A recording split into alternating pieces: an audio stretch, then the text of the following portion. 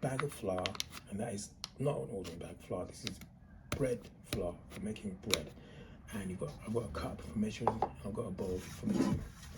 Now, what I should do is pour some of that into there, add some water, and mix it round. What I need here is some water. So I'll start with this. Some water goes in. First off, mix it with a fork, get it all together, like that. That's it, perfect. That's certainly enough that like this I can turn it to dough without adding much more. Like that. Right. So therefore, more arduous. With the pasta machine, you can knock up some noodles with the noodle setting in a jiff. So therefore, this is the kind of consistency you will have for knocking up some there. See, like this.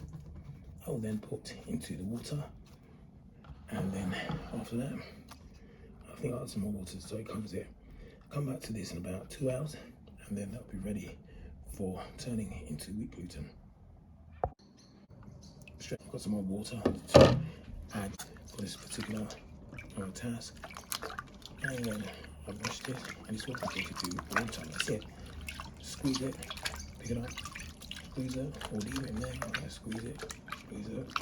I'll do this, and then pretty shortly, this water will look like milk, and then sometimes you use water for something, but otherwise you can just throw it away, and you'll have something that is completely somewhat transformed from what the state of this currently is.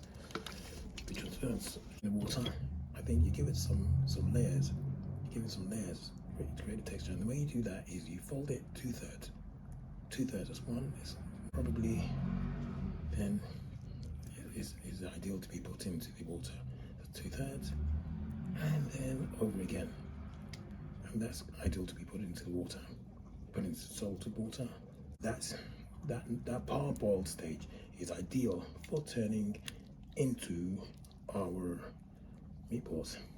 Put them in boiling water now. I have some hot water, boiling water. Now this is par-cooked, par-boiled. We'd have to boil it for another maybe 10 minutes or 15 minutes to make it much more firm. It's properly cooked with gluten, and that's firm, very hard to touch, very solid, undoubtedly solid.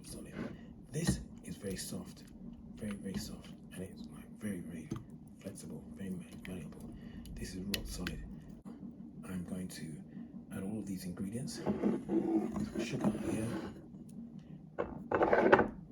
some onions, primarily the onions, sugar, some garlic. I have some black pepper. I have some salt.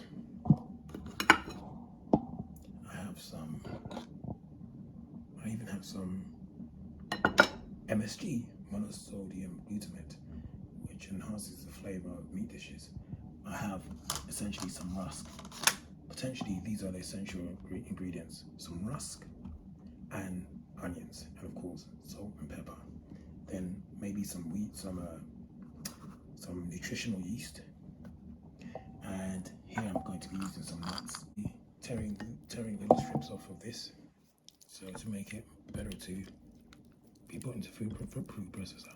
And you can see how stringy it is, how elastic it is, and that's a perfect good consistency for creating our paste for the meatballs, for the burger, for the sausage. Good consistency for the paste. The other one, the very cooked one, wouldn't have this consistency. It wouldn't have the ability to bind with the other ingredients. So tear it to bits. Then I'm going to put it into food processor.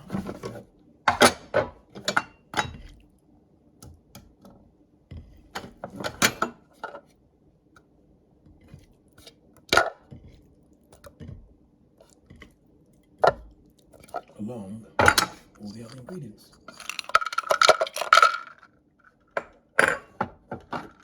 Then I shall blend them all. Finished product. These are paste. And this paste, I'm going to form into balls, put them into individual cling film, and then I'm going to put the balls wrapped in cling film into one.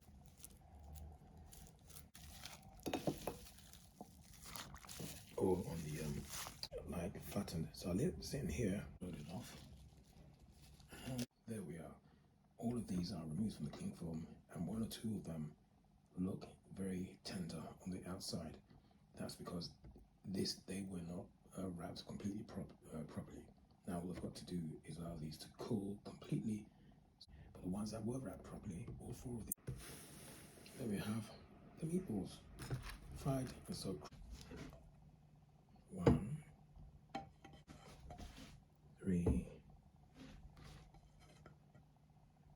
4, and 5. Voila. Going into this. Cuts nicely. Take it apart. It's hardly distinguishable from actual meat, is it?